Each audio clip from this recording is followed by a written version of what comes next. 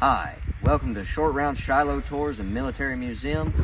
I'm your host, Short Round, and today we're going to talk about a Federal.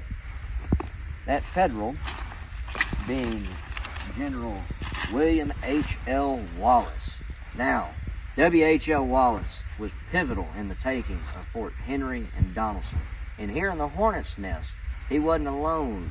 He had a man that he had served with before in the Mexican War, and that was Captain Prentice and Lieutenant Wallace here. Now, keep in mind, they are both generals here at Shiloh, but Prentice is going to have seniority.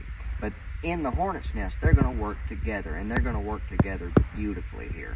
And they're going to buy the Army the one thing it needs in the center, which is time. Even at the end of the day, surrounded by all these different Confederate brigades, almost all the Confederate brigades on the field, in fact, they still put up a very hard fight and never gave ground. They never gave the ground. They had to be captured on the ground.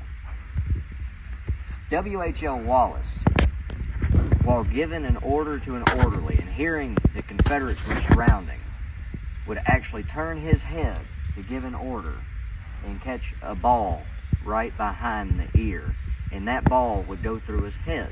Now,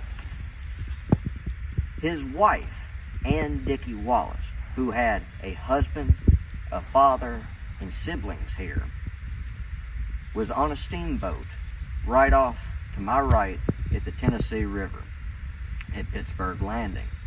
Now, she had come all the way, she hopped a steamboat from Cairo, Illinois, and came down, and she was going to see her husband before any major engagements. They had written correspondence back and forth, and it was the understanding that there would be a large engagement, but she wanted to see him beforehand. So she catches a steamboat in Cairo, comes all the way down, and she gets here on the night, early morning, of April 5th, 1862.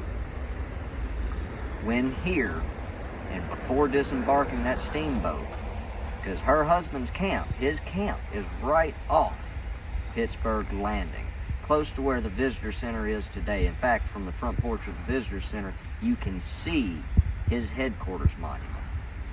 But she would be on that steamboat at Pittsburgh Landing, and when she tries to disembark, a captain would go to find her husband's camp, and he came back very shortly and said, "It is a terrible battle." And when she inquired more, all he would repeat was, "It is a terrible battle."